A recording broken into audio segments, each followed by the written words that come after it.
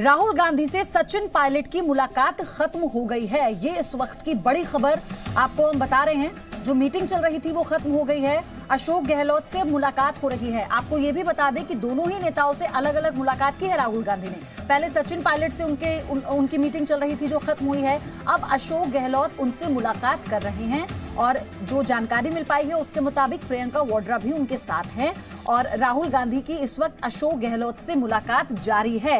ये बड़ी खबर इस वक्त की आपको हम बता दें, अपडेट हम आपको दे रहे हैं। राहुल गांधी सचिन पायलट से पहले मुलाकात कर रहे थे जो कि खत्म हो गई है। हालांकि इस मुलाकात में क्या निकल कर आया ये अभी देखना बाकी है, क्योंकि अशोक गहलोत से अब राहुल गांधी मुलाकात कर रहे हैं। तो दोनों ही जो नेता हैं राजस्थान के वो दिल्ली पहुंचे थे और बारी बारी दोनों से मुलाकात राहुल गांधी ने की। सचिन पायलट से हो चुकी है, अशोक गहलोत से अभी मुलाकात यानी कि मीटिंग जारी है।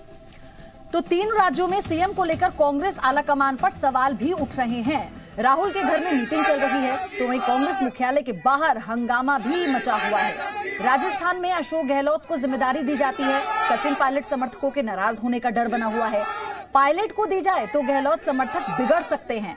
कांग्रेस अध्यक्ष के लिए मुख्यमंत्री का फैसला करना आगे कुआं पीछे खाई की तरह इस वक्त हो गया है। कांग्रेस अध्यक्ष राहुल गांधी खुद जयपुर या भोपाल न जाकर अपने दफ्तर में दोनों राज्यों के नेताओं को बुलाकर सलाह मशवरा और एक नाम पर आम राय बनाने की कोशिश में जुटे हैं। लेकिन नेताओं के साथ साथ समर्थकों का भी एक बड़ा हुजूम दिल्ली में कांग्रेस दफ्तर पर पहुंचा हुआ है।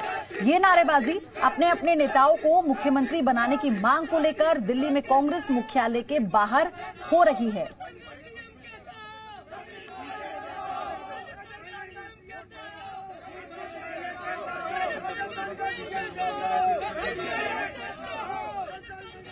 तो हमारा सीएम कैसा हो, सचिन पायलट जैसा हो। दिल्ली में कांग्रेस मुख्यालय के बाहर इस तरह की नारेबाजी इस वक्त हो रही है।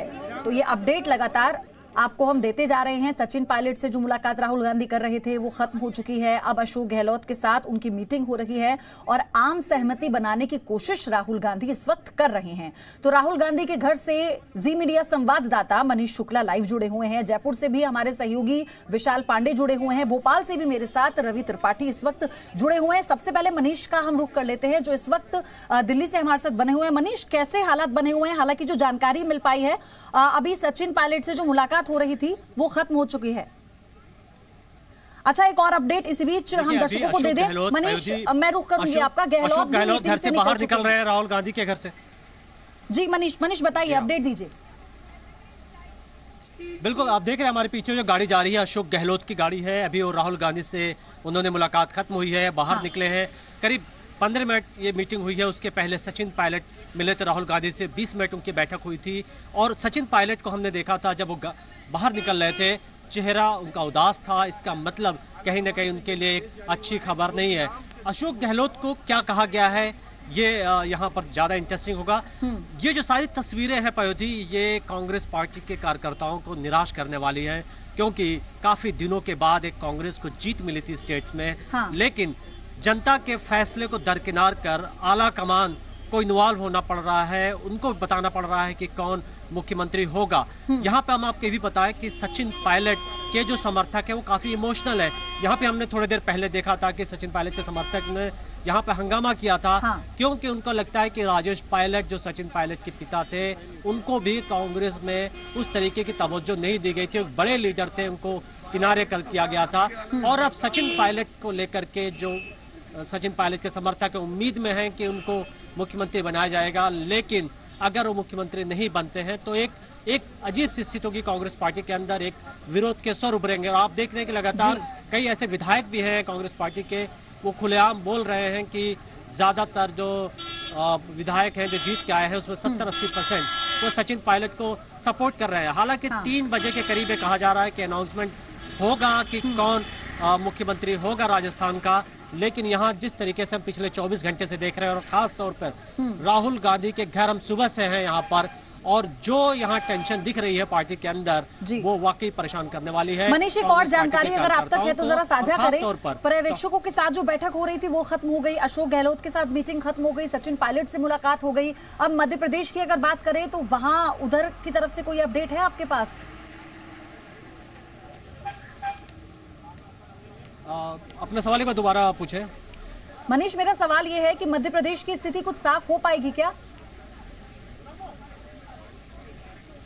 देखिए, मध्य प्रदेश के बारे में कहा जा रहा है कि वहां पे स्थिति सुलझा ली गई है और पार्टी शाम को करीब 4 से 5 बजे अनाउंसमेंट करेगी, प्रेस कॉन्फ्रेंस करेगी। ये कहा जा रहा है कि चांसेस यही है कि कमलनाथ को मुख्यमंत्री की जिम्मेदारी दी जा सकती है।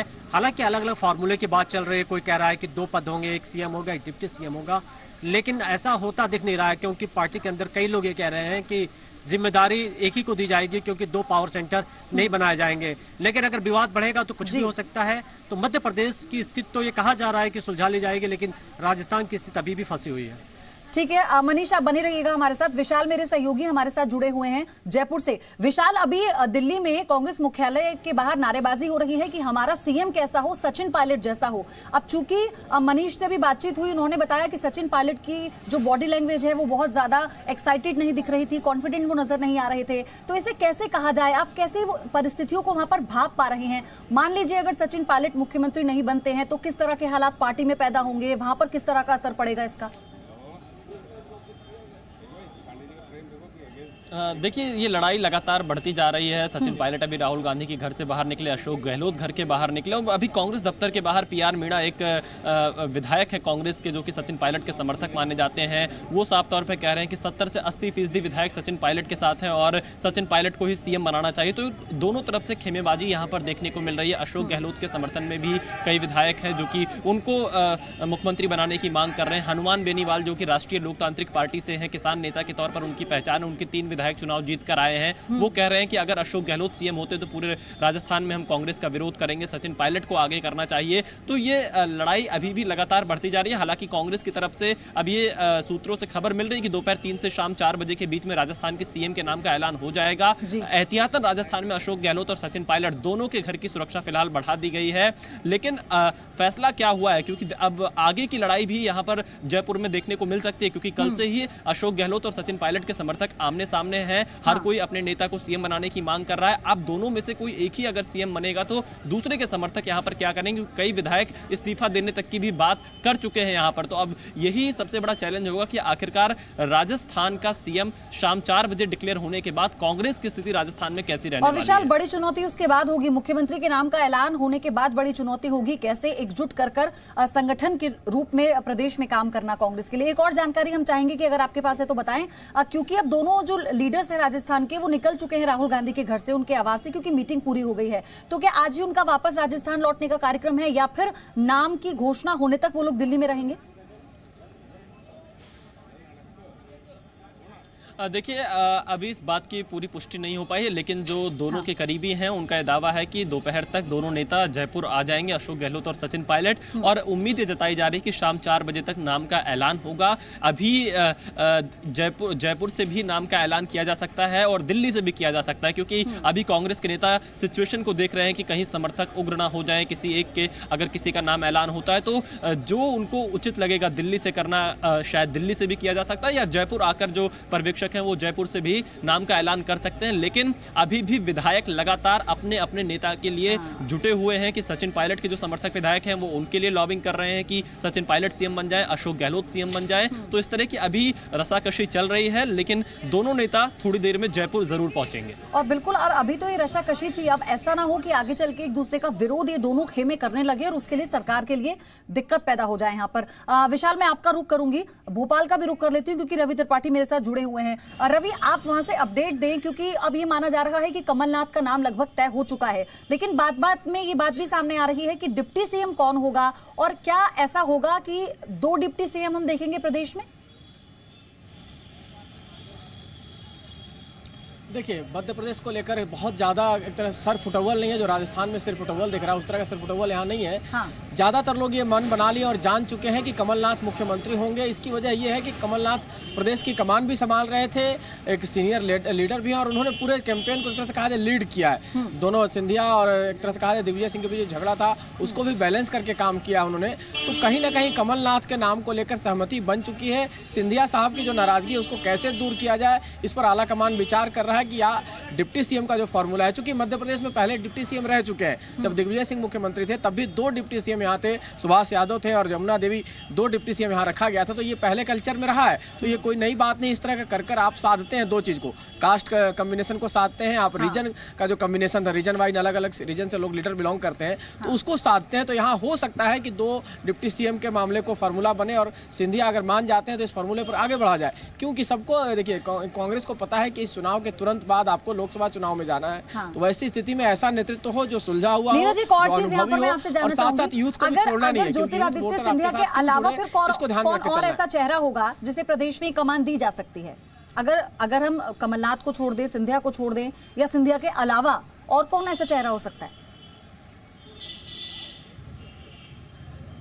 देखिए, अगर बात करते हैं तो बीच में आपको याद हो कि राहुल गांधी ने कहा था कि फ्यूचर के लीडर हैं अरुण यादव, जो कि मुख्यमंत्री शिवराज सिंह के खिलाफ जिनको चुनाव लड़ाया गया था, वो भी एक अच्छे कैंडिडेट हो सकते हैं। उनको हो सकता है रिवार्ड मिले, क्योंकि उनको मुख्यमंत्री के खिलाफ चुनाव पार्टी ने कहा, वो लड़े, चुनाव हारे, वो बड़े नेता हैं। आप उसके अलावा यहाँ सबसे बड़ी दिक्कत ये हुई है कि जो विपक्ष के नेता थे, अजय सिंह जो मुख्यमंत्री इससे पहले रहे, आपको अर्जुन सिंह जो मध्य प्रदेश के बहुत बड़े नेता रहे, उनके बेटे थे, वो चुनाव हार गए हैं। तो कहीं ना कहीं 2-3 चीजें, 2 बड़े नेता हैं जो चुनाव हारे हैं, तो उनको एक को रिवार्ड मिल सकता है इसलिए क्योंकि वो मुख्यमंत्री के खिलाफ चुनाव लड़े, दूसरे को भी एडजस्ट इसलिए किया जा सकता है कि प्रदेश के बड़े नेता हैं, लेकिन इस माहौल में वो चुनाव हार गए, एंटी इनकम्बेंसी में चुनाव हार गए। अजय सिंह है, अरुण यादव की बात आप कर रहे हैं, सुरेश पचौरी है, लेकिन वो भी चुनाव अरुण यादव की बात आप कर रहे हैं, वो उनमें नाराजगी भी थी क्योंकि प्रदेश अध्यक्ष थे, फिर उन्हें हटा दिया गया। इसलिए कहा गया कि उन्हें संतुष्ट करने के लिए मुख्यमंत्री के सामने उन्हें खड़ा कर दिया गया है विपक्ष के तौर पे। तो क्या आप इसको वो एप्रिसिएशन के तौर पर ले रहे हैं? बिल्कुल, देखिए, मैंने इसलिए कहा है कि राहुल गांधी जब उनकी सभा में आए थे, बुधनी विदिशा सभा में आए थे, तो उन्होंने कहा था कि फ्यूचर के लीडर हैं आप, तो आप अरुण यादव को फ्यूचर का लीडर की तरफ दे सकते हैं। तो राहुल गांधी ने एक मैसेज दिया था। और आमतौर में आपको याद हो कि 2003 में दिग्विजय सिंह के खिलाफ शिवराज सिंह चौहान को चुनाव लड़ाया गया था, जब उमा भारती मुख्यमंत्री बनी थी, लेकिन शिवराज सिंह को उनके खिलाफ चुनाव लड़ाया गया। एक ही चुनाव शिवराज सिंह चुनाव हारे हैं और वही वहां से हारे थे, राघवगढ़ से उनके खिलाफ चुनाव हारे थे। तो कई बार पार्टी आपको इस तरह से प्रेजेंट करके, आपको कई लोग उसको बलि का बकरा भी कहते हैं, लेकिन पार्टी आपको इसलिए खड़ा करती है कि पार्टी देखती है कि आप पार्टी की बात मानते हैं कि नहीं मानते हैं। और ये बड़ा चैलेंज है, क्योंकि आपको हारना है, ये पता है कि मुख्यमंत्री के खिलाफ जितना दिलचस्प ये चुनाव रहा है प्रदेश में, रवि, जितना दिलचस्प ये चुनाव रहा है, नतीजे रहे हैं, और अब उतनी दिलचस्प आने वाली राजनीति भी होने वाली है। और देखेंगे किस तरह से एकजुटता का संदेश देने की कोशिश कांग्रेस ने की है इन तीनों राज्यों में, क्या वो आगे भी वैसे ही कायम रहेगा या नहीं। बहुत बहुत शुक्रिया आप सभी का हमारे साथ जुड़ने के लिए। तमाम डिटेल्स आगे भी आपसे हम लेते रहेंगे।